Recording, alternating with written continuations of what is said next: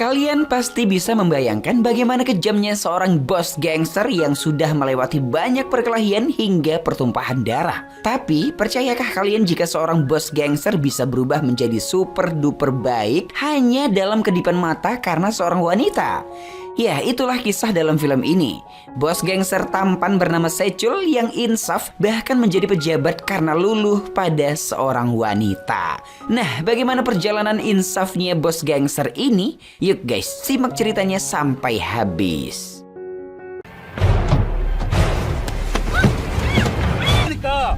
어디 칼자루 잡았는데 어디 가오 자꾸 지랄이야! 이 새끼 너 소연 씨 털끝만큼만 건들면 진짜. Suatu hari di area pasar daerah Mokpo terjadi kerusuhan antara pedagang pasar dengan komplotan gangster yang akan meratakan tempat tersebut. Diketahui seorang pejabat pemerintahan bernama Mansu yang memerintahkan bawahannya untuk menyewa komplotan gangster agar proses perataan pasar Mokpo bisa cepat diatasi. Karena ia ingin membangun sebuah taman hiburan di pasar tersebut. Para pedagang yang bekerja di sana kompak protes dan menentang pembangunan taman hiburan yang akan mematikan pekerjaan mereka. Mereka turut didukung oleh berbagai pihak. Salah satunya seorang wanita cantik bernama Sohyun yang menjadi pengacara para pedagang Mokpo. Saat kericuhan terjadi, bos gangster alias Sechul sempat adu mulut dengan Sohyun. Karena terlampau emosi, Sohyun pun melayangkan tamparan keras di pipi Sechul sambil terus marah-marah. 뭐? 네가 법을 알아? Sechul mendadak diam tak melawan, seolah sadar bahwa perkataan Sohyun memang benar adanya. Melihat Sohyun terhimpit, tertendang, dan nyaris terinjak-injak, Sechul pun berusaha menolongnya dan kemudian memberikan perintah pada anggotanya untuk menghentikan penggusuran. Anggotanya tentu keheranan dengan tindakan Sechul, namun manut, melangkah pergi dari sana mereka semua. Yap guys, dari sinilah panah asmara Sohyun telah menancap di hati Sechul. Tak ada kebencian Sechul pada Sohyun meski dirinya dicaci, dimaki oleh Sohyun. Ia malah tampak terpesona dengan wanita itu.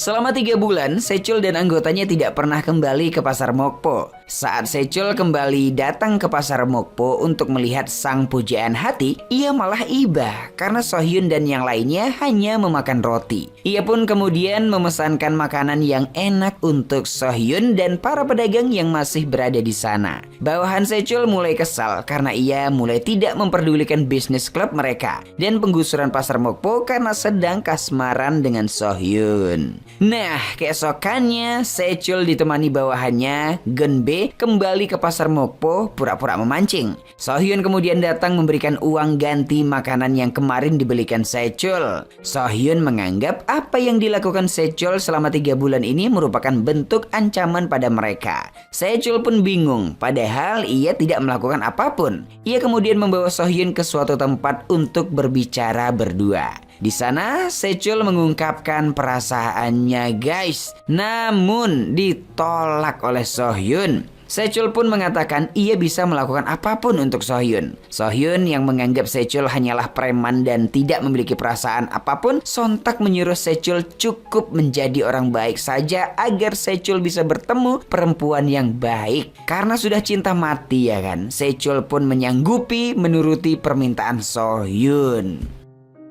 오케이. 딱딱 무릎이요.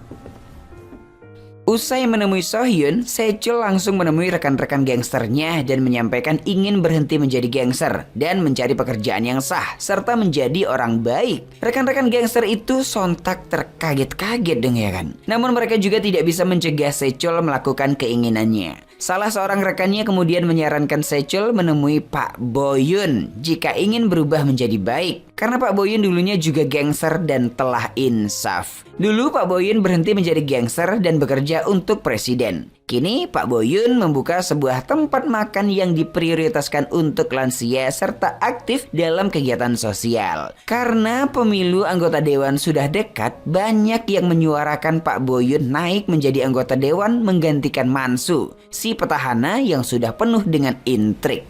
Yap, keesokannya Sechul pun mendatangi restoran Pak Boyun untuk menemuinya. Sementara di sisi lain, Sohyun masih terus berupaya agar pasar Mokpo tidak digusur. Walaupun pihak pengadilan sudah mengeluarkan putusan, siapapun yang menghalangi penggusuran akan didenda. Sohyun kemudian dihampiri oleh tim media yang berada di pihak warga pasar Mokpo. Mereka datang memaparkan kebusukan Mansu dan mengajak Sohyun untuk menemui Pak Boyun, membujuknya ikut mencalon menjadi anggota dewan agar Mansu tidak kembali menjadi anggota dewan Mokpo. Ya, Sohyun pun mencari Pak Boyun di restorannya. Di sana, ia bertemu dengan Sechul yang juga menunggu Pak Boyun, namun ia cuek pada Sechul. Pak Boyun yang tidak mau ikut dalam politik memilih menghindari Sohyun dan kawan-kawan dan terus berjalan pulang ke rumahnya. Ia pun diikuti oleh Sohyun dan Sechul yang belum sempat bicara serius dengan dirinya.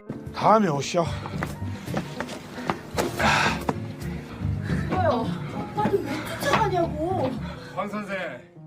Hari demi hari Sechul terus mendekat ke Pak Boyun dan selalu berada di tempat yang sama dengan Pak Boyun. Seperti saat Pak Boyun menemui warga di pasar Mokpo. Juga saat Pak Boyun mulai mendapat dukungan dari direktur-direktur besar. Hingga akhirnya Sechul mendapat kesempatan ngobrol serius dengan Pak Boyun. Di suatu tempat makan, Sechul pun mengatakan bahwa dirinya ingin menjadi seperti Pak Boyun. Berubah menjadi orang baik dan menjalankan pekerjaan sukarela. Namun, baru mengatakan niatnya, Sechul malah terlibat perkelahian dengan anak buah gangster lawannya. Nah, alhasil Pak Boyun pun menyuruh Sechul untuk mulai berhenti memukul orang. Keesokannya, Madun anak buah Kwang Chun, musuh Sechul yang kemarin dihajar oleh Sechul, kembali dihajar Kwang Chun karena perkelahian kemarin guys. Ya, Kwang Chun sangat benci jika berhubungan dengan Sechul. Di sisi lain, Mansu si petahana bersama tim sesnya mulai mendengar desas-desus Pak Boyun yang akan menjadi lawan mereka. Tampak Mansu remeh dan lebih fokus pada pembangunan taman hiburan yang tak kunjung rampung itu. Padahal ialah yang menyuap hakim pengadilan untuk mengeluarkan putusan denda bagi para warga Mokpo yang menentang pembangunan taman itu. Nah, malamnya Pak Boyun kembali datang ke pasar Mokpo bersama Sohyun. Di sana para pedagang mulai menyerah menentang pembangunan taman hiburan karena denda yang dikeluarkan pengadilan. Sohyun dan para warga kembali membujuk Pak Boyun agar mencalon menjadi anggota dewan. Tampak Pak Boyun masih ragu, namun Sohyun terus memohon padanya untuk menyelamatkan masyarakat Mokpo. Akhirnya ya kan, keesokannya Pak Boyun berani tampil di depan umum untuk memberi sinyal ia akan melaju ke pemilu. Hal ini menimbulkan kehebohan publik. Berdasarkan hasil simulasi jejak pendapat sementara, Mansu langsung kalah guys. Karena mayoritas para warga lebih memilih Pak Boyun. Ditambah adanya pembangunan taman hiburan yang makin membuat citra Mansu memburuk. Penasehat Mansu pun menyarankan agar Mansu menunda pembangunan taman hiburan sampai Mansu terpilih menjadi ketua dewan selanjutnya. Namun Mansu enggan menunda pembangunan tersebut guys. Cemas akan kalah dalam pemilihan, Mansu kemudian mendatangi Kwang Chun menawarkan kesepakatan di mana Mansu akan memberinya Gria Tawang, yaitu gedung lantai atas di taman hiburan itu jika Kwang Chun berhasil menyingkirkan Pak Boyun guys. Kwang Chun yang dalam posisi tertindas oleh kelompok Sechul merasa itu adalah tawaran yang sangat bagus karena ia bisa menguasai Mokpo dan mengalahkan Sechul. Kwang Chun pun menyetujui kesepakatan itu. Keesokannya Sechul kembali mencari Pak Boyun di restorannya. Di sana ia kembali meyakinkan Pak Boyun ia akan berubah. Pak Boyun tidak percaya itu, membuat Sechul makin berusaha membuktikan kalau ia telah membuat suatu keputusan, maka ia akan memperjuangkannya sampai akhir. Yap guys, sampai malam Sechul masih menunggu Pak Boyun menyelesaikan urusannya. Di sana Pak Boyun pun akhirnya mantap ikut dalam pemilu bersaing melawan Mansu. Sementara Sechul nampak mabuk dan meracau bersama teman-teman Sohyun mengungkapkan tentang perasaannya pada Sohyun. Teman-teman Sohyun pun mendukung Sohyun agar menerima cinta Sechul. 아니 너 옛날에 사귀던 그 윤... 왜 이래 미쳤나? Tak berhenti di situ guys, mereka kemudian lanjut berkaraoke. Di sana lagi-lagi Sechul mencuri perhatian karena menyanyikan lagu cinta untuk Sohyun. Nampak perlahan Sohyun mulai menerima Sechul.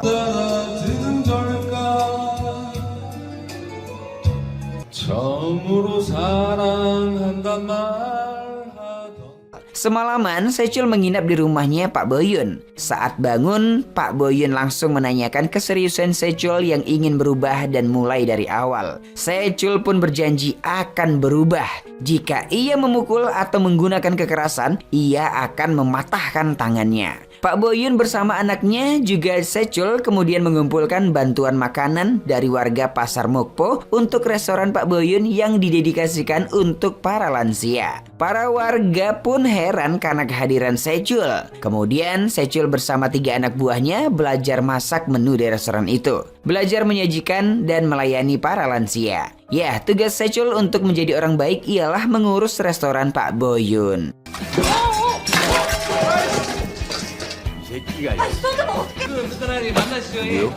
강의국이라고 이당장 옮겨다니는 걸로 미망해야지. 들어가니까 얇아야죠. 됐어.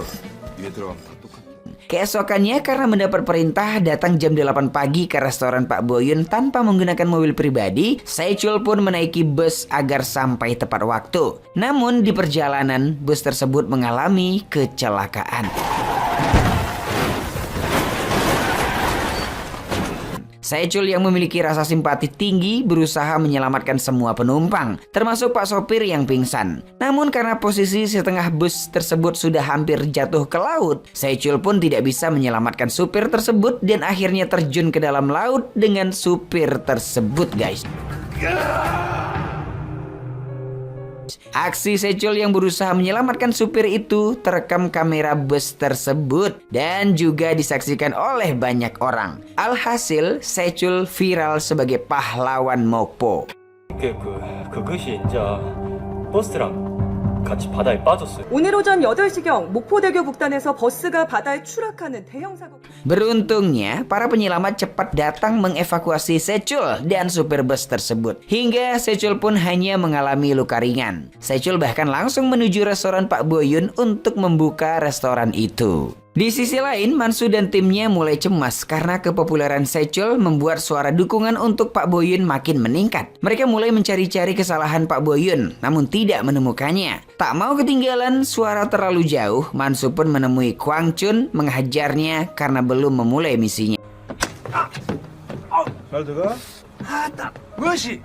Kwang Chun pun memerintahkan anak buahnya menyewa gangster dari Gwangju yang dijuluki anak babi. Malam itu di rumah Pak Boyun, Sechul berusaha memperbaiki keran air yang rusak. Ia pun membeli beberapa peralatan untuk keran air tersebut. Tak lama dari ia pergi, Pak Boyun dan Sohyun pulang ke rumah. Mereka menanyakan kemana perginya Sechul pada ibunya Pak Boyun. Kemudian saat Pak Boyun hendak mengantar Sohyun pulang, muncullah Kwang Chun bersama Madun dan 3 anak babi. Anak babi tersebut langsung menyerang Pak Boyun, guys. Namun karena Pak Boyun mantan gangster, tentu tidak mudah membunuhnya. Sampai-sampai Kwang Chun dan Madun ikut turun tangan. Sohyun yang berusaha menelpon polisi juga menjadi korban. 핸드폰 내놔요. Untungnya tak lama Sechul melihat upaya aksi pembunuhan itu setelah membeli peralatan. Sechul dengan segera membantu Pak Boyun dan melindungi Sohyun. Namun sayang, Kwang Chun berhasil menusuk Pak Boyun hingga terluka. Sementara Sechul ditabrak saat tengah menghajar para anak babi. 나가 이 새끼들아.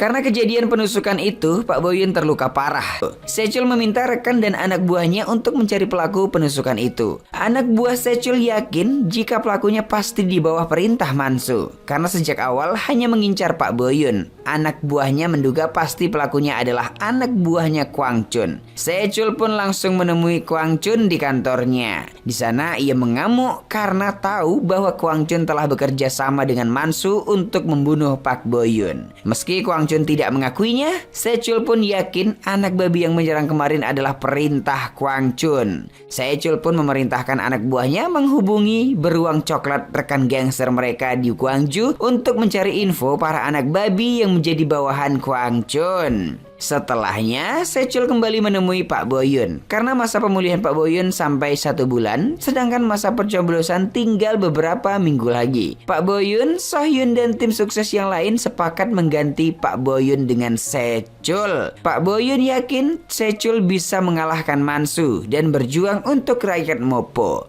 Ia pun meminta agar Sechul melindungi seluruh warga Mokpo seperti yang dilakukannya saat kecelakaan bus. Ya, meski merasa tidak layak, namun karena Pak Boyun sudah memilih dan percaya pada Sechul, Sechul pun menerima mandat tersebut dengan penuh tanggung jawab.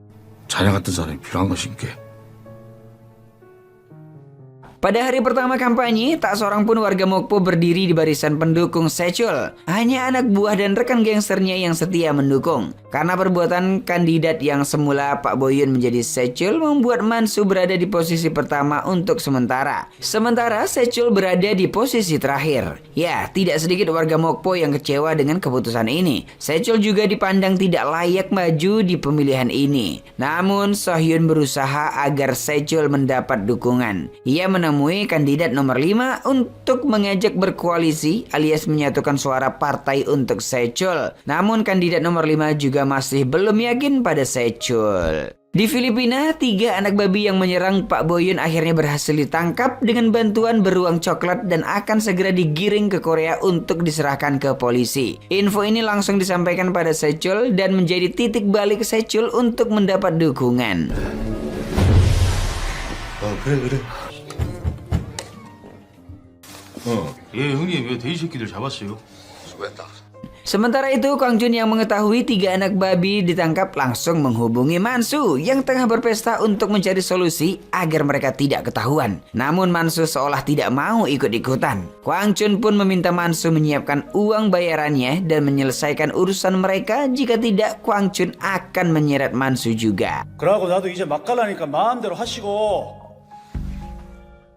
Dukungan mulai datang untuk Sechul dari partai kandidat nomor 5 yang memutuskan berkoalisi dengan Sechul. Hal ini karena rekam jejak kebaikan Sechul di masa lalu. Kabar ini cukup membuat Mansu ketar-ketir. Mansu kemudian menggiring persepsi penasehatnya kalau yang menusuk Pak Boyun ialah Sechul sendiri. Penasehatnya itu diminta menemui gangster yang tak lain adalah Kwang Chun untuk menyampaikan pesan dari Mansu, di mana Mansu menyuruh Kwang Chun menyerahkan diri saja. Kwang Chun sempat emosi, namun kemudian ia kembali menelpon Mansu untuk segera membayarnya. Mansu mengatakan ia akan membayar Kwang Chun setelah pemilu. Mansu kemudian tampil di acara televisi dan membeberkan masa lalu Sechul, di mana Sechul pernah terlibat pembunuhan saat menjadi gangster. Mansu kembali membuat reputasi Sechul buruk, guys. Berita ini seketika heboh membuat Sohyun sangat murka karena Sechul selama ini merahasiakan hal tersebut dari dirinya dan hal itu sangat fatal. Saat masuk ke mobil untuk menenangkan diri, Sohyun malah diculik oleh Madun dan Kwang Chun. Sementara Sechul diserbu wartawan untuk mengklarifikasi berita tersebut. Saat itu dengan berani Sechul mengungkapkan akan bertanggung jawab atas perbuatannya. Ketika ditanya mengapa Sechul mengikuti pemilu, ia lalu teringat saat Sohyun mengatakan Sechul harus jujur agar bisa dipercaya rakyat. Ia pun jujur ikut pemilu karena seseorang yang berhasil mengubah hidupnya.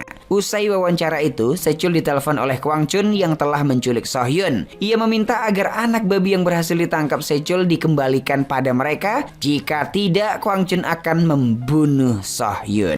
그러니까 어디 칼자루 잡은 놈한테 가오 잡고 지랄이야. 그죠? 이 새끼 너 소연 씨 털끝만큼만 건들면 진짜 죽여버려. Sechul sangat murka. Ia tidak memperdulikan pemilu yang akan berlangsung sebentar lagi serta proses panjang yang sudah ia lewati. Ia nekat mencari Kwang Chun untuk menyelamatkan Sohyun. Tak hanya itu, Sechul juga memerintahkan anak buahnya untuk melepaskan anak babi yang sudah berhasil dibawa ke Korea. Yap, kita lalu flashback ke masa lalu ya guys. 12 tahun yang lalu, Sechul dan saudaranya pernah terlibat perkelahian besar dengan geng Kwang Chun. Saat itu saudaranya tewas ditusuk Kwang Chun. Nah, yang melindungi Kwang Chun hingga bebas dari penjara adalah Mansu. Itulah kenapa Mansu selalu bisa memanfaatkan Kwang Chun. Malam itu, Kwang Chun sangat frustasi karena Mansu tak kunjung datang membawa bayarannya. Madun, adik tiri sekaligus bawahannya ini, kemudian menipu Kwang Chun akan membunuh Mansu. Namun ia malah mengambil uang Kwang Chun dan pergi ke tempat perjudian. Sechul yang mencari keberadaan Kwang Chun mulai frustasi. Sampai akhirnya ia menemukan titik terang dengan menghubungi pemilik tempat perjudian yang merupakan rekannya. Di sanalah ia menjebak Madun dan menangkapnya, guys. Yang kemudian mengarahkan mereka ke lokasi persembunyian Kwang Chun dan tempat penyekapan So-hyun. Saat menuju ke lokasi, rekan gangster Sechul turut membawa polisi karena tak mau Sechul mendapat cap buruk lagi. Setibanya di sana, Sechul tak langsung ditangkap basah Kwang Chun atau menemukan So-hyun walaupun Madun menunjukkan lokasinya. Ia perlu menelusuri ke berbagai penjuru hingga akhirnya menemukan So-hyun yang tengah berlari kabur menghindari Kwang Chun. Saat itulah Sechul berkelahi hebat dengan Kwang Chun.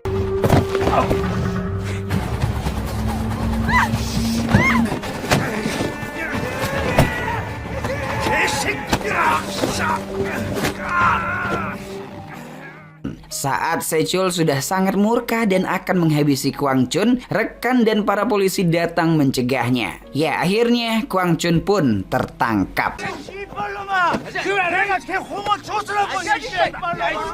Sechul yang kelelahan sontak dipeluk oleh So-hyun, guys. Mendengar Sechul meminta maaf karena datang terlambat, tangis So-hyun seketika pecah. 미안해요. Ya, karena penangkapan itu berhasil, media pun meledak dengan pemberitaan Sechul yang bebas dari segala macam tuduhan. Sechul seketika mendapat banyak dukungan suara. Sementara Mansu akhirnya menuai karma mendapat pemberitaan bahwa dirinya lah gangster yang menjadi otak atas penyerangan Pak Boyun dan kejadian pembunuhan 12 tahun yang lalu hingga kehilangan banyak dukungan. 국회로 보내주시오.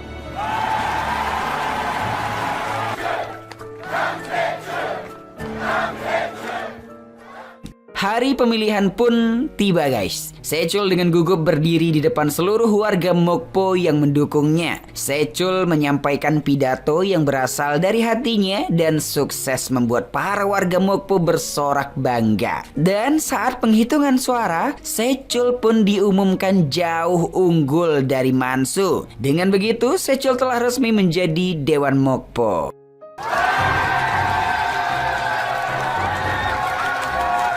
까지 8시간 동안 전체 유권자 4,210만여 명 가운데 네, 우선 목포의 새로운 미래를 선택해 주신 시민 여러분. Sementara itu, guys, Mansu yang kalah langsung mabuk-mabuk saat tengah berkendara di malam hari. Kebetulan ada pemeriksaan dari polisi dan dirinya pun tertangkap akibat melakukan pengancaman dan kekerasan pada polisi tersebut. Alhasil ya kan, Mansu bertemu dengan Kwang Chun di kantor polisi. Di akhir film, terlihat Sechul dan So-hyun yang tengah berdua. Sechul tidak menyangka dirinya ada di posisi ini dan telah menjadi orang baik. So-hyun kemudian menanyakan kenapa waktu itu Sechul bisa seketika berubah setelah ia tampar. Sechul pun menjawab bahwa tiba-tiba pikirannya menjadi bersih setelah ditampar oleh So-hyun. Bacot. Sechul lalu iseng menggoda So-hyun dan merayunya. Yap, mereka menjadi pasangan yang sangat serasi, guys. Dengan begitu, cerita pun selesai.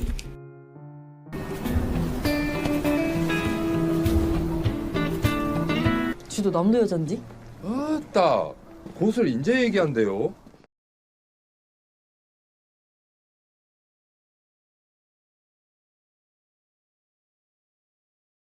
Suasana suram dan mencekam menjadi awal drama ini.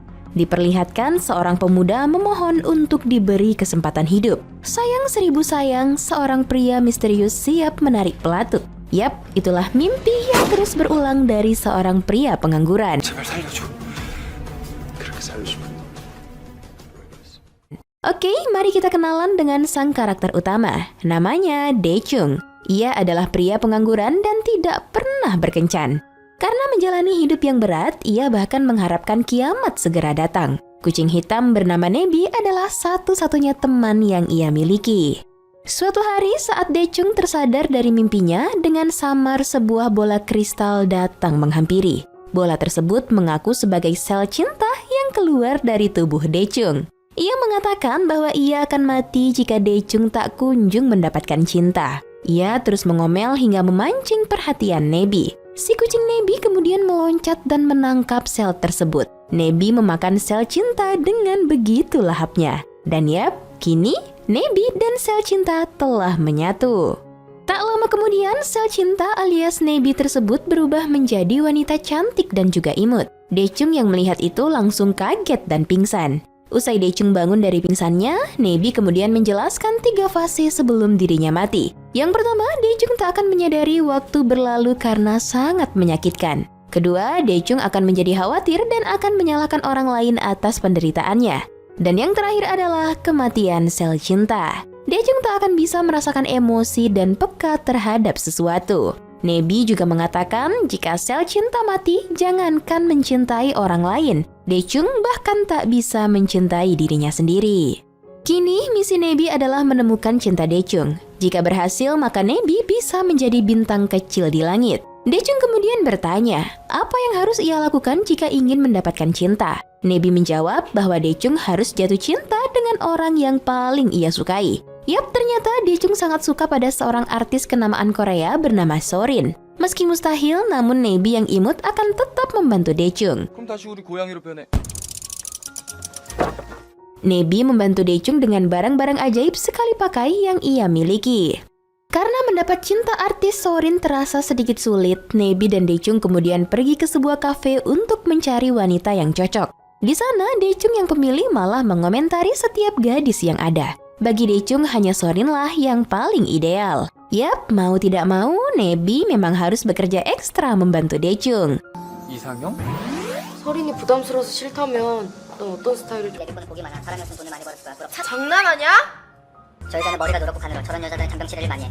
저 여자는 코가 들짱보잖아. 저런 경우는 씀씀이가 예뻐. Mari kita berkenalan dengan sang artis pujaan. Sorin adalah artis cantik yang terkenal anggun bagaikan dewi. Di belakang kamera, ia selalu menjadi wanita barbar dan menikmati ceker ayam dengan rakusnya. Oke, misi mendapatkan cinta Sorin dimulai. Di teras rumah Daechung, Nebi mengajarkan tata cara berkencan yang baik. Bersumber dari buku dan internet, Daechung belajar dengan antusias. Usai latihan, Nebi memberikan krim ajaib ke wajah Daechung. Nebi mengatakan bahwa krim ini bisa membuat Daechung bersinar. Dengan begitu, Sorin bisa melihat Daechung meski di tengah keramaian. Mereka kemudian pergi ke agensi Sorin. Daechung menunggu kedatangan sang artis bersama para penggemar lainnya. Ketika Sorin tiba dan turun dari mobil, Sorin langsung terkesimanya melihat Daechung yang bersinar. Yap, momen yang singkat tersebut cukup menjadi awal yang baik. Lanjut cerita, Daechung kemudian mengintip Sorin yang sedang membuka kado. Sorin langsung kaget dan pingsan ketika ia membuka kado berisi cumi kering. Cumi kering adalah hal yang sangat ditakuti Sorin. Daechung yang melihat itu langsung menolong Sorin dan membawanya ke rumah sakit. Yap, kini Daechung adalah pahlawan bagi Sorin. Saat di atap gedung, Daechung begitu frustasi dan sedih mengingat Sorin yang sedang sakit. Tak lama kemudian, Daechung mendapat panggilan telepon dari manajer Sorin. Sebagai ucapan terima kasih, sang manajer mengundang Daechung ke pesta ulang tahun Sorin. Yap, hari ulang tahun pun tiba. Daechung dan Nebi sibuk mencicipi makanan. Tak lama kemudian, Daechung masuk ke sebuah ruangan dan mendapati seorang pria sedang mencium Sorin. Pria tersebut bernama Jiwon. Ia adalah temannya Sorin yang juga seorang artis. Daechung yang melihat adegan kissing itu langsung sedih dan cemburu. Padahal adegan yang baru saja disaksikan oleh Daechung hanyalah sebuah akting. Jiwon dan Sorin harus latihan untuk syuting berikutnya. Melihat Daechung yang sedang patah semangat, Nebi lantas membawanya ke sebuah ruangan. Ruangan tersebut dipenuhi dengan balon dan dekorasi yang indah. Yap, itu adalah ruang kejutan yang Jiwon siapkan untuk Sorin. Nebi berkata ini adalah kesempatan baik untuk menggagalkan rencana Jiwon. Mereka memecahkan semua balon dan menghancurkan dekorasinya.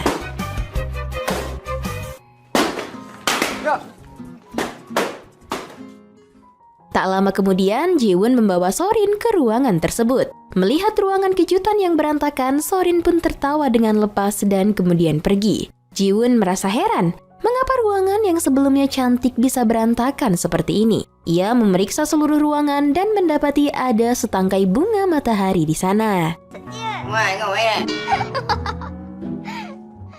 Di pesta ulang tahun, Nebi menyemprotkan parfum ke tubuh Daechung. Yap, parfum tersebut adalah benda ajaib yang bisa menarik perhatian.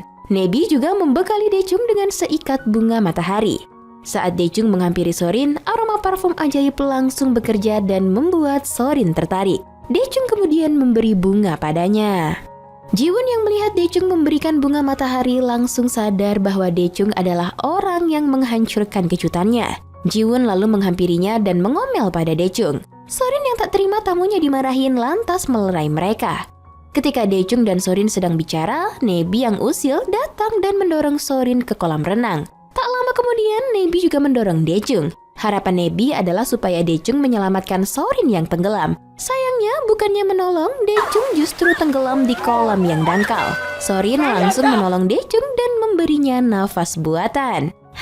Meski gagal menjadi pahlawan, tapi Daechung berhasil mendapatkan bibir Mbak Sorin. Keesokan harinya, Jiwon mengajak Sorin makan malam di restoran sebagai pengganti kejutannya yang gagal. Diketahui Jiwon dan Sorin sudah berteman. Meski ada percikan cinta di antara mereka, namun tak ada yang mau mengungkapkan. Selain gengsi mengakui, mereka juga takut karirnya hancur. Jiwon kemudian hendak merayu Sorin dengan alunan piano. Nebi dan Daechung yang juga ada di sana memikirkan segala cara untuk menggagalkannya.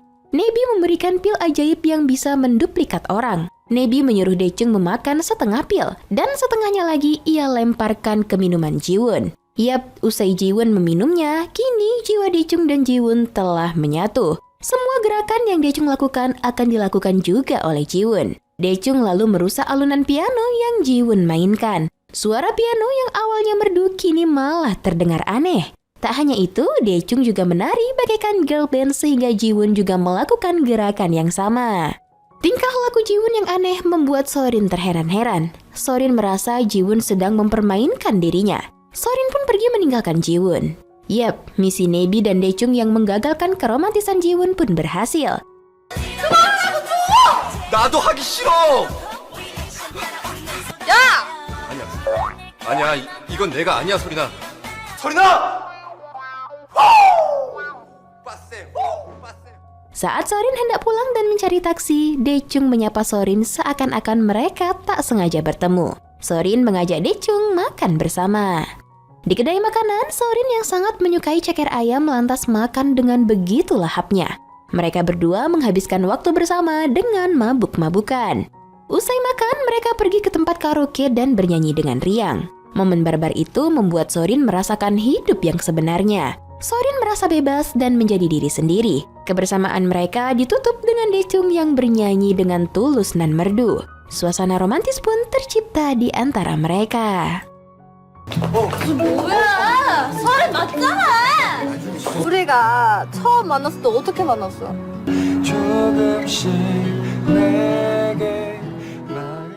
Keesokan harinya, berita kebersamaan Sorin dan Daechung viral di berbagai media.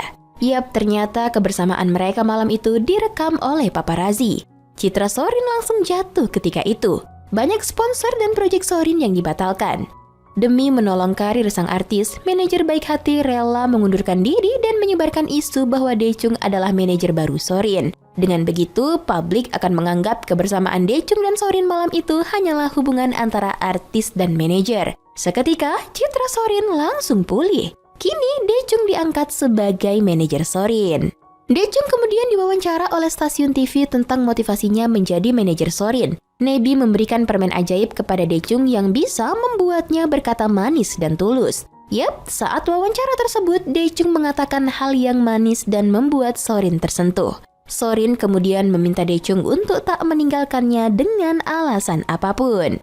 Saat berjalan pulang, Daechung dihadang oleh Jiwon. Jiwon mengatakan bahwa Daechung tak pantas untuk Sorin. Ia mengatakan bahwa ia akan mengungkap skandal Sorin jika Daechung tak menjauhinya. Daechung frustasi dengan ancaman Jiwon dan mulai mengabaikan Sorin. 진짜 연애상대를 찾는 거라면 네 주제 파악부터 해야지. Dikarenakan Daechung yang hilang kabar, Sorin lantas pergi ke rumahnya. Saat sedang memarahi Daechung, ibu kos datang menagih uang sewa. Ibu kos yang melihat Sorin ada di sana lantas menyuruhnya untuk menjauhi Daechung. Gara-gara Daechung yang selalu menunggak uang sewa, putrinya yang ada di luar negeri kini terlantar. Usai ibu kos pergi, Daechung mengatakan bahwa ia sangat miskin dan tak layak di sisi Sorin. Sorin dengan tegas mengatakan bahwa ia hanya membutuhkan Daechung di sisinya. 나 말을 하지 않는데 내가 어떻게 알아요? 약속했잖아요. 곁에 있어준다면서.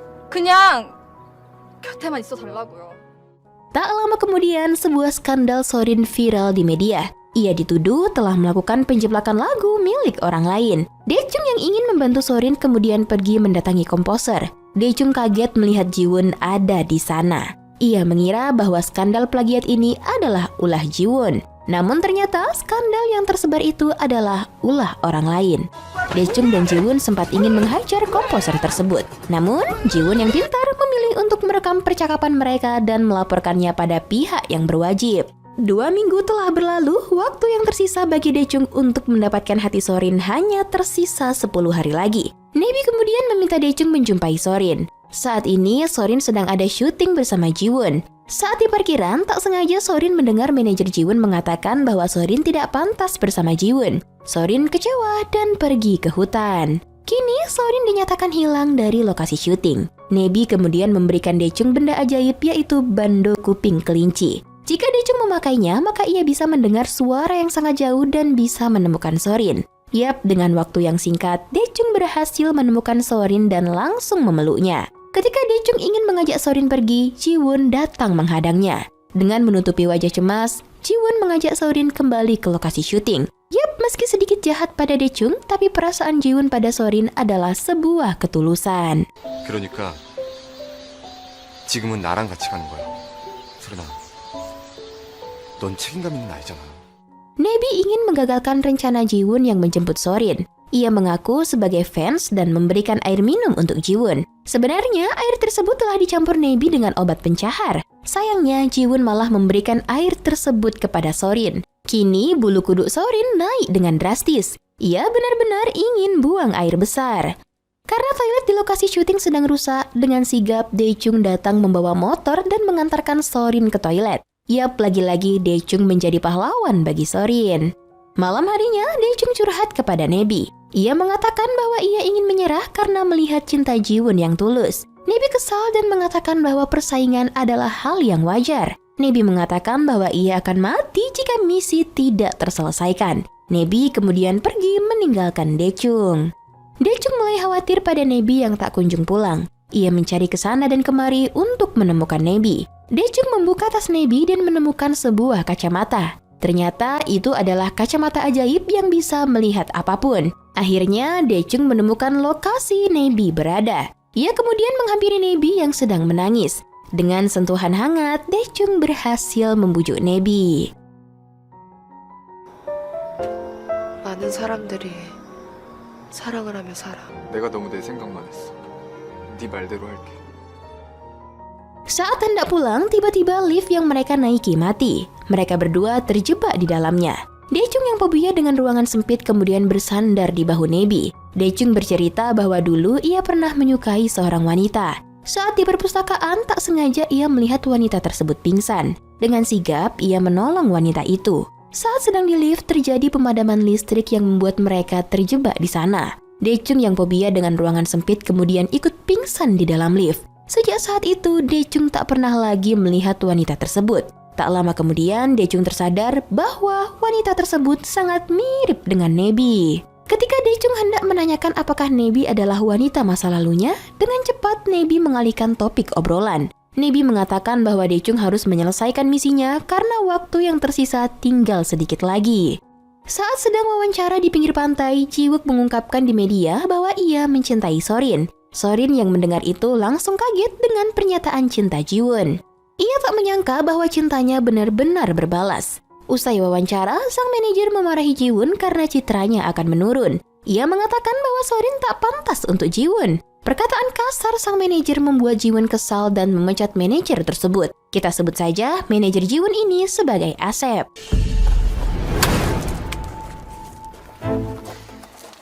Keesokan harinya di suatu malam, terlihat Daechung dan Jiwon sedang memperebutkan Sorin. Nebi juga berada di tempat tersebut. Asep yang menyimpan dendam kemudian menancapkan gasnya dan hendak menabrak mereka. Dengan refleks, Daechung dan Jiwon segera menghindar dan menyelamatkan menyelamatkan wanitanya. Yap, tanpa sengaja, ternyata wanita yang diselamatkan Daechung bukanlah Sorin, melainkan Nebi. Kebersamaan mereka selama ini dan wajah Nebi yang mirip wanita masa lalunya membuat hati Daechung berpindah. Meski Daechung sudah sadar akan perasaannya, tetapi Nebi tetap meminta Daechung mengejar Sorin. Hari terakhir Nebi hidup pun tiba. Ia terlihat sudah putus asa dengan misinya. Tak lama kemudian terdengar informasi bahwa Sorin telah diculik oleh Asep. Nebi mengatakan bahwa ini kesempatan Daechung untuk menjadi pahlawan dan akan memenangkan hati Sorin. Nebi kemudian heran karena kacamata ajaib yang ia miliki hilang. Ia pun kesal ketika mengetahui bahwa kacamata tersebut telah dipakai oleh Daechung. Nebi kemudian membeli kacamata lagi. Daechung heran mengapa selama ini Nebi hanya menyediakan satu benda di setiap jenis, padahal benda tersebut bisa dibeli kembali. Nebi mengatakan bahwa nyawanya akan berkurang separuh setiap ia membeli barang. Yap, kini waktu yang tersisa hanya tinggal 4 jam. Dengan bantuan kacamata ajaib, kini Daechung bergegas menemukan Sorin. Karena panik dan sulit menemukannya, Nebi kemudian merelakan waktunya terbuang dan membeli bando telinga kelinci. Kini, waktu yang tersisa tinggal 2 jam lagi. Dengan bantuan kacamata ajaib dan bando telinga kelinci, Daechung berhasil mendapati posisi Sorin yang disekap. Saat perjalanan menuju lokasi, tiba-tiba Daechung mendapat sebuah panggilan telepon dari pria misterius. Pria tersebut adalah pria yang selama ini muncul dalam mimpinya. Ia adalah pemburu sel cinta. Ternyata saat ini Nebi telah diculik oleh pria tersebut. Daechung sangat panik dan kebingungan. Di satu sisi ada Sorin yang harus ia selamatkan, dan di sisi lainnya ada Nebi yang ia cintai. Daechung yang gundah gulana itu kemudian memilih untuk menyelamatkan Nebi, sang pujaan hati. Di gedung yang suram dan mencekam, ia melihat sang pemburu sel cinta sudah menarik pelatuknya dan siap untuk menembak. Suasana ini sangat mirip dengan mimpi yang selalu menghampiri Daechung. Daechung yang tak berdaya mencoba menolong Nebi, namun kalah dengan mudah. Daechung memohon pada pria pemburu untuk tak menembak Nebi. Ia juga meminta diberi satu kesempatan lagi. Pria pemburu mengatakan bahwa kesempatan Daechung telah usai. Tanpa keraguan, pria pemburu akhirnya menembak Nebi. Yap, kini waktu benar-benar habis dan Nebi telah kembali menjadi kucing. Daechung yang melihat itu hanya bisa terdiam tak berdaya.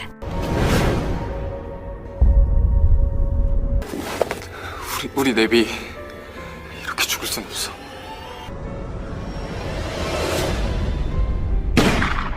Di sisi lain, berkat informasi yang diberikan Daechung, Jiwon berhasil menyelamatkan Sorin. Kini hati Sorin juga telah berlabuh pada Jiwon. 6 bulan kemudian, Daechung yang kehilangan sel cintanya kini menjalani hari yang hambar dan membosankan. Malam harinya, putri pemilik kos yang cantik jelita datang menghampirinya. Daechung terkejut melihat wajah wanita tersebut yang begitu mirip dengan Nebi. Yap, kini Nebi telah kembali dalam wujud putri pemilik kos. Drama pun ditutup dengan senyuman lebar di wajah Daechung. Yap, dengan begitu, cerita pun selesai.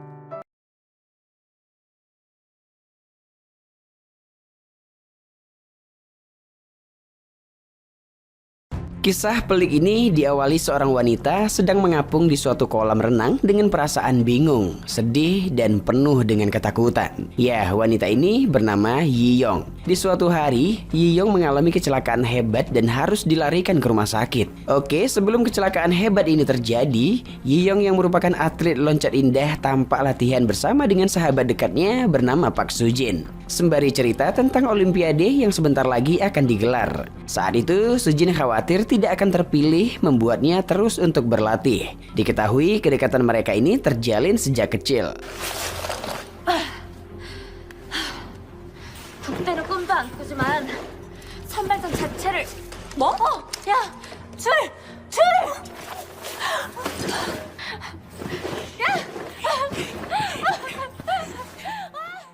Singkatnya, olimpiade pun dimulai. Namun yang terpilih sebagai pemenang saat itu adalah Yiyong. Penampilan yang gemilang, Yiyong banyak mendapat sanjungan hingga dijuluki sebagai diva karena telah mengharumkan nama bangsa. Ketika penyerahan hadiah, Yiyong tak sengaja melihat Sujin berbalik arah lalu pergi. Berusaha menyusul Sujin dengan menyembunyikan medalinya, Sujin berkata akan pensiun dini. Mendengar hal itu, Yiyong yang tak setuju menghampiri sang pelatih lalu menyampaikan permintaannya bahwa Yiyong dan Sujin akan mengikuti ajang olimpiade selanjutnya dalam regu ganda. Pelatih yang tak setuju khawatir Yiyong akan kehilangan kesempatan untuk memenangkan pada kategori tunggal yang digelutinya. Namun semua itu dibantah Yiyong dengan bersikeras akan memenangkan keduanya. Yap, akhirnya sang pelatih pasrah. 나 수진이랑 더블 뛸 거야. 너네들 다 싱크로 해본 적도 없잖아. 그 호흡 맞추는 게 쉬워? 내가 둘 다 잘하면 되잖아. 그럼 문제 없는 거지. 그럴 거면 처음부터 잡지도 않았어. Jadi dulu ketika awal pertemanan Yiyong dan Sujin, terlihat Sujinlah yang lebih aktif mengajarkan Yiyong renang dan lompat indah. Namun di masa sekarang entah apa sebab membuat Sujin tidak bersemangat. Dengan begitu saat di rumah Yiyong memberikan kejutan kepada Sujin dengan memberikan seragam renang mereka berdua agar Sujin kembali bersemangat untuk latihan. Namun para Sujin seolah banyak keraguan yang mengganggunya. Di mana waktu kecil dulu Sujinlah yang mengajak Yiyong untuk melompat pertama kalinya. Di masa kini ketika latihan dan hendak melompat bersama, Yiyong tampak mendarat seorang diri, sementara Sujin hanya berdiri diam di atas papan loncat. Selesai latihan, Yiyong mendapat kabar dari rekannya Kang Choah bahwa ketua federasi segera datang dan nantinya federasilah yang akan memutuskan apakah Yiyong dan Sujin bisa bergabung dalam kategori ganda. Di malam harinya ketika di rumah, Sujin yang ditunggu akhirnya datang dengan membawa akuarium yang berisikan dua ubur-ubur yang berbeda. Yang satunya indah, yang satunya lagi biasa-biasa saja. Saat itu, Sujin mengibaratkan bahwa ubur-ubur yang indah itu layaknya seperti Yiyong, sementara yang biasa saja seperti dirinya. Mendengar itu, seketika Yiyong membahas tentang regu ganda mereka yang sepertinya akan diputuskan oleh federasi. Sontak Sujin menanggapinya dengan santai, seolah dia bisa lebih baik daripada Yiyong. Yap, beberapa hari kemudian seleksi regu ganda diadakan dan disaksikan oleh ketua federasi. Tak disangka penampilan mereka hari itu begitu memukau. Orang-orang yang melihat seperti tak percaya, di mana penampilan Sujin seolah meningkat dengan cepat. Tentu hal itu membuat Yiyong merasa senang. Sementara ketika selesai, Yiyong tak sengaja mendengar percakapan tak mengenakan tentang Sujin yang bertemu dengan atlet lompat indah Ju Heryong yang sudah meninggal. Di mana konon ceritanya siapapun yang bertemu dengan hantu Ju Heryong seketika akan berkembang pesat. Malam itu Yiyong dan Sujin menikmati malam di suatu rooftop. Sujin yang tampak bahagia, sementara Yiyong sambil minum seolah kepikiran tentang Sujin yang tiba-tiba tidak takut ketinggian. Setelahnya mereka pun pulang menggunakan mobil. Di dalam perjalanan, Yiyong tiba-tiba mengatakan seharusnya Sujin tidak melakukan hal tersebut. Ya, Sujin terdiam menatap ke arah Yiyong seolah Yiyong mengetahui apa yang diperbuat oleh Sujin. Dan hal itu membuat mobil yang dibawa Sujin tak terkendali hingga terjun bebas ke laut. Seminggu kemudian, Yiyong yang dirawat akhirnya sadarkan diri. Karena kejadian itu membuat Yiyong ingatannya sedikit terganggu. Bahkan dia baru tahu Sujin semobil dengannya ketika kecelakaan waktu itu. 의사가 뭐래? 그냥 잠깐 자고 일어난 것 같은데 병원에서 일주일이나 누워 있었다고 하니까. 너랑 드라이브 중이라고. 사고 때 기억이 안 난다며. 진짜 하나도 생각이 안 나?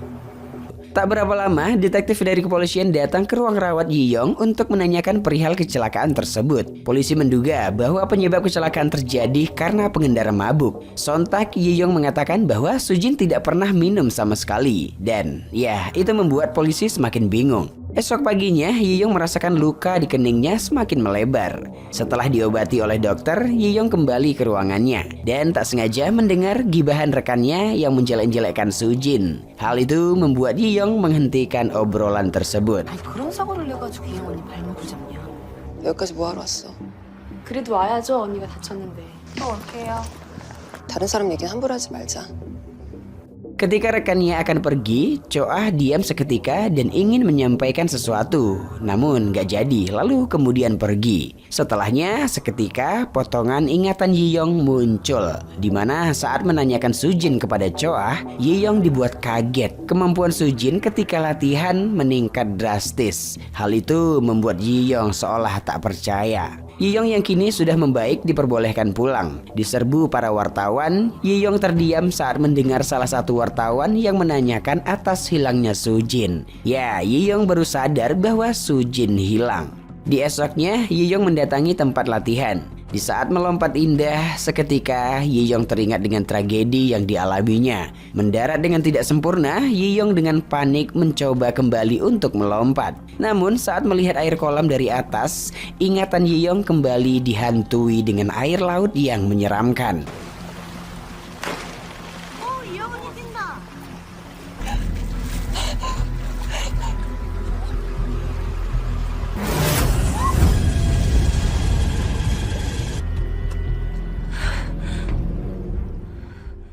Melihat Yiyong aneh seperti itu, sang pelatih melarangnya untuk latihan.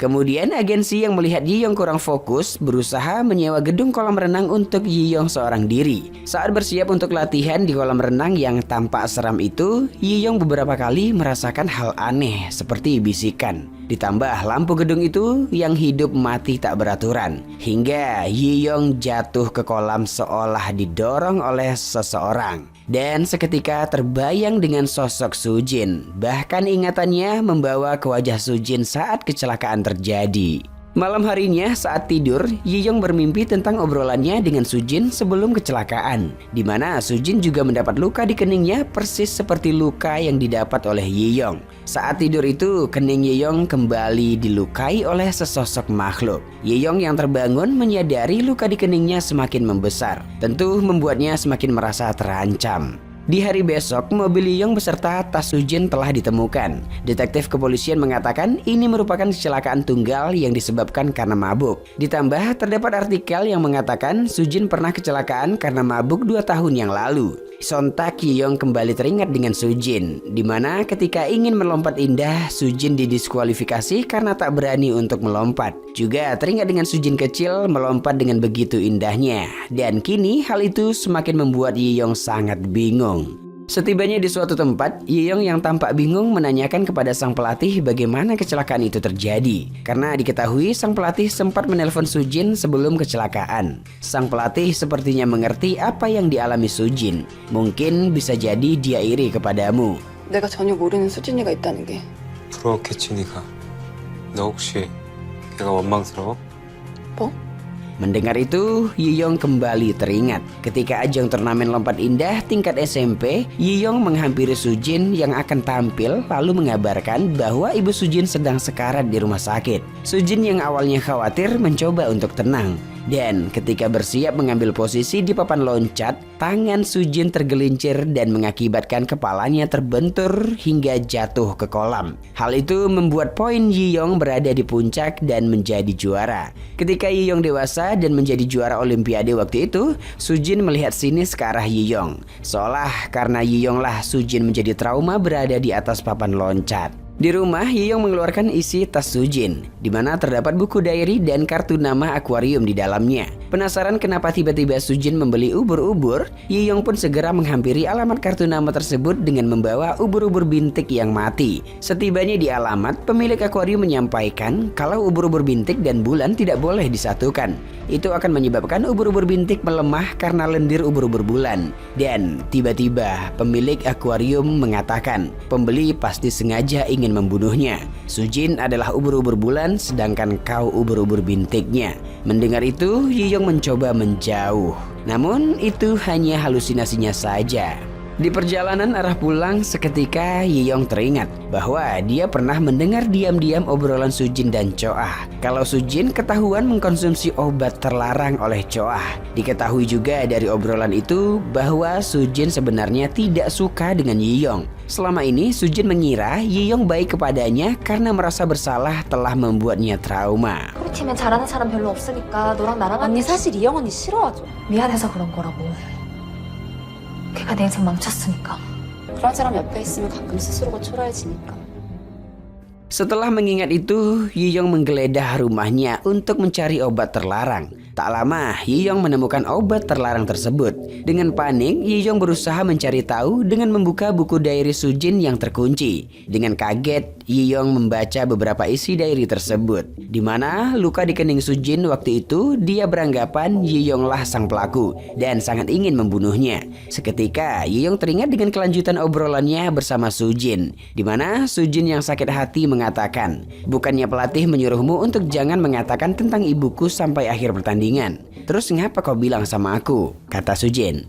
Hingga Yiyong kembali mengingat potongan ingatan tentang Sujin. Sebelum kecelakaan, mereka sempat berdebat karena Yiyong meminta Sujin untuk tidak mengkonsumsi obat terlarang lagi. Mendengar itu, Sujin terdiam lalu mengatakan, "Kenapa kau takut aku mengambil posisimu?" Yap, setelah mengingat itu, dengan keadaan takut, Yiyong segera melaporkan ke polisi bahwasannya Sujin berniat untuk membunuhnya. Namun sayang, itu hanya halusinasinya saja. Faktanya, Yiyong hanya tegak diam tanpa kata di kantor polisi, lalu pingsan.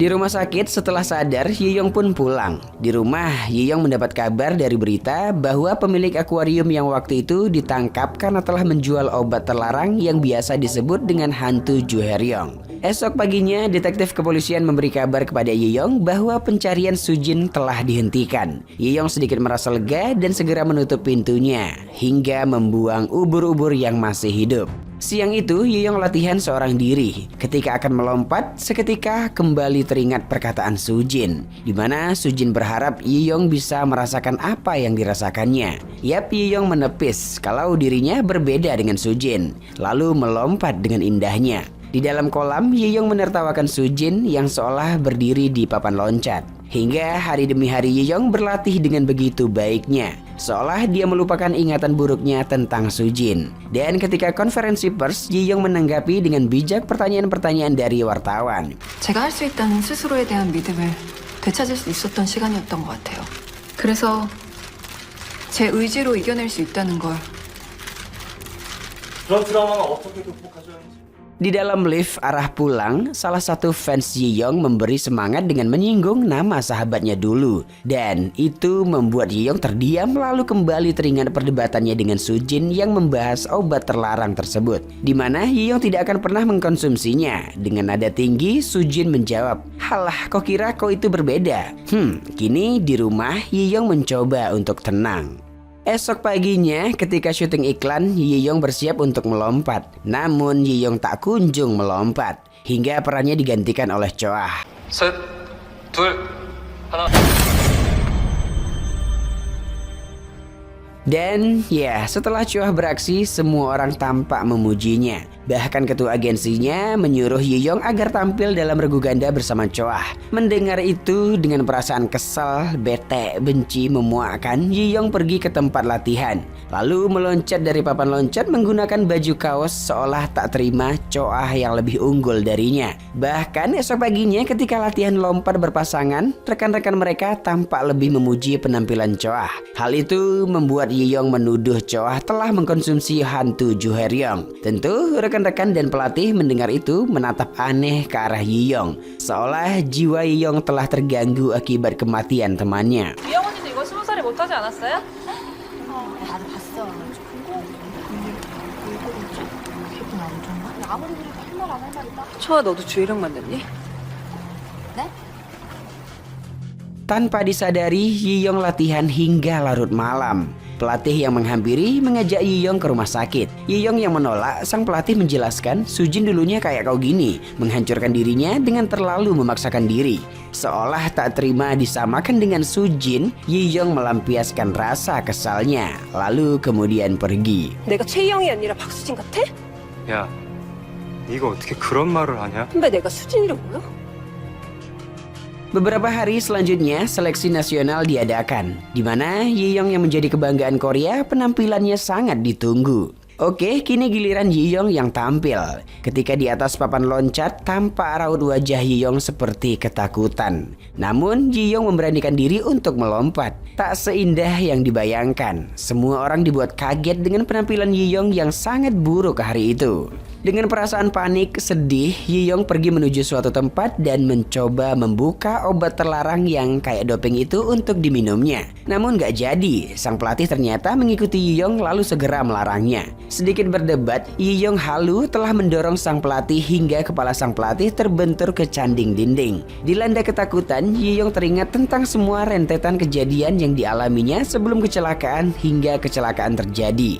Di mana setelah menyuruh Sujin untuk tidak mengkonsumsi obat terlarang, mereka berdebat di luar mobil. Yiyong yang peduli berusaha membuang obat terlarang tersebut. Namun hal itu ditahan oleh Sujin hingga membuat Yiyong tak sengaja mendorong Sujin dan membuat kepalanya terbentur hebat. 나랑 똑같았을 거야. 너라고 뭐 다를 줄 알아? Dengan panik, Yeyong buru-buru membawa Sujin ke rumah sakit menggunakan mobil.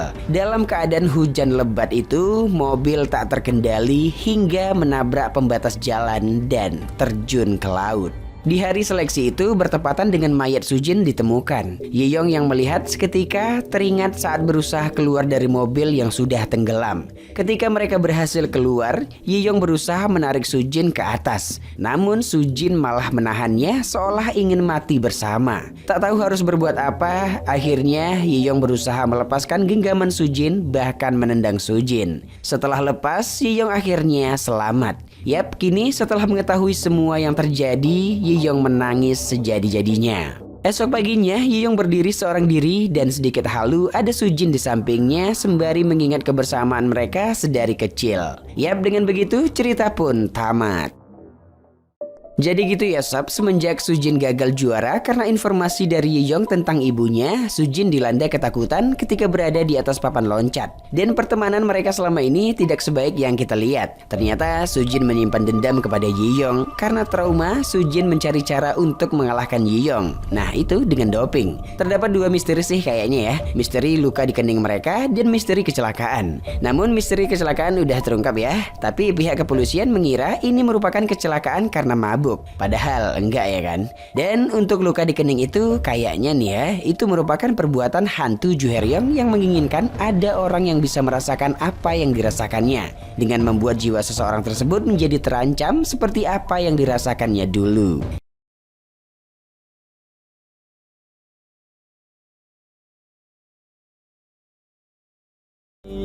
Engkau kini bukanlah untukku, sungguh ku tahu ingin ku telah jauh.